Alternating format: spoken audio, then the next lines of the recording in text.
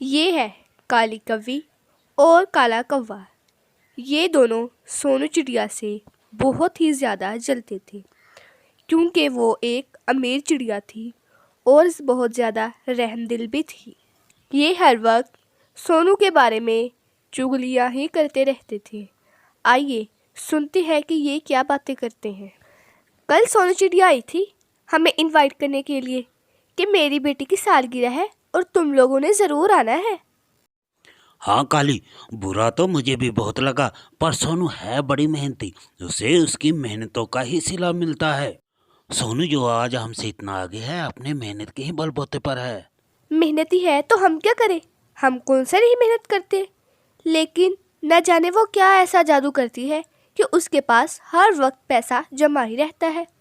नीलो बेटा उठो, आज तो सूरज भी सर पर आ गया है और आज तो तुम्हारी सालगिरह भी है ना। चलो चलो जल्दी से उठो। ओह, मैं तो भूल ही गई, आज मेरी सालगिरह है। आज तो बहुत मजा आने वाला है। मैं अपने पसंदीदा फूल खुद लेकर आऊंगी। अब सोनू के दोस्तों का आना जाना शुरू हो गया था।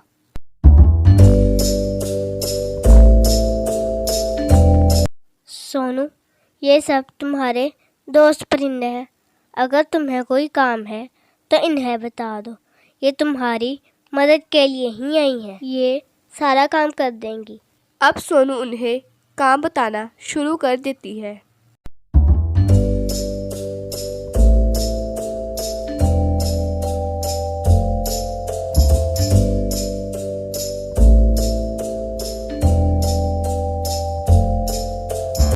नीलो बेटा, तुमने कहा था कि मैं अपने पसंदीदा फूल खुद लेकर आऊंगी। जाओ ले आओ, मेहमानों के आने से पहले वापस आ जाना। सब परिंदे अपने अपने काम पर लग जाते हैं। कालू, कोई ऐसी तरकीब सोच कि उनकी खुशियाँ जलकर राख हो जाए। मुझे उनकी तरफ देखकर बहुत ज़्यादा गुस्सा आ रहा है। काली, सालगिरह सोनू के घर में हो रही है। अगर हम सोनू को ही किसी बड़ी मुसीबत में डाल दें, सालगिरह तो फिर सोग में बदल जाएगी। आज पहली दफ़ा तूने कोई अच्छी बात की है, लेकिन हम सोनू को किसी बड़ी मुसीबत में डालेंगे कैसे? है न तेरा शैतान कालू, जहाँ से पानी नहीं निकलता कालू वहाँ से भी निकाल लेता है। वो ये बातें कर ही रहे होते हैं कि वहाँ पर नीलो आ जाती है। नीलो, तुम सुबह सुबह किस तरफ आ रही हो? मुझे मेरी मम्मा ने भेजा है। मैं झील के बाग में से अपने पसंदीदा फूल तोड़ने जा रही हूँ। नीलो बेटा, क्या तुम फूल तोड़ने अकेली जा रही हो? जी काली आंटी, मैं फूल तोड़ने के लिए अकेली ही जा रही हूँ। जंगल यहाँ करीब ही तो है। कालू, सुना तुमने? नीलो फूल लेने के लिए अकेली ही जा रही है। ये बात गौर से सुनो। अब वो कालू के कान में जाकर एक शैतानी प्लान बता देती है। जाओ कालू, नीलो के साथ तुम भी फूल लेने जाओ। नीलो, मैं तुम्हारे साथ चलता हूँ, मेरे पीछे आ जाओ। नीलो खुशी खुशी कालू के साथ फूल लेने जाती है। अब वो उसे एक खौफनाक गुफा में ले आता है। अब वो अजीब ही नज़रों से नीलो की तरफ देख रहा था।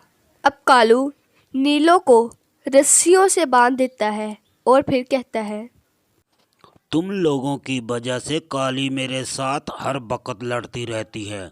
ना अब तुम्हारे घर में कोई खुशी होगी और ना हमारे घर में लड़ाई। अब कालू नीलो को रस्सियों से बांधकर भाग जाता है और नीलो बेचारी मदद के लिए पुकारती है। आंटी, झील का बाग इतनी दूर तो नहीं है, फिर नीलो अभी तक क्यों नहीं आई? हमें चलकर देखना चाहिए।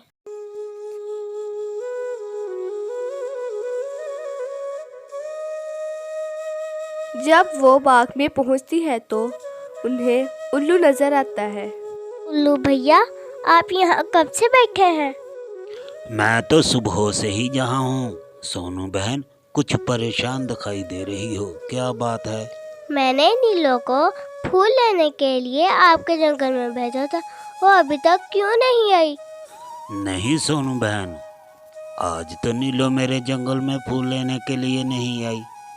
महक आंटी, आप माने या ना माने, ये काम कालू और काली ने ही किया है। वो आज तक हमारी खुशी में कभी शामिल नहीं हुए, लेकिन आज वो नीलो का ही पूछी जा रहे थे। छोटी, जाओ सुनकर आओ कि काली और काला कौवा कौन सी बातें कर रहे हैं। वो बातें सुनने के लिए चली जाती है। कालू, तुमने नीलो को गायब करके बहुत ही अच्छा काम किया है। देखो आज जंगल में कितना सुकून है। वो ये सारी बातें सुनकर सोनू को बताने चली जाती है। आप सही कह रही थी, कालू ने काली के कहने पर नीलो को गायब किया है। सोनू अब सबको एक एक करके डंडा पकड़ा देती है। अब वो फुल गुस्से में कालू के पास जाती हैं।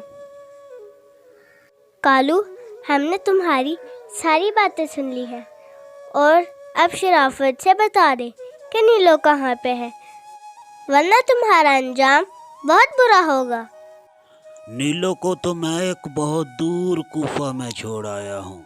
अब वो जिंदा होगी भी या नहीं कुछ नहीं कह सकता। अब कालू सोनू को नीलो के पास ले आता है और वह जल्दी से उसकी रस्सियाँ उतारकर उसे अपने सीने से लगा लेती है।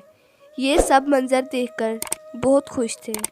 अब उन्हें सज़ा के तौर पर 5 साल के लिए जंगल से निकाल दिया जाता है।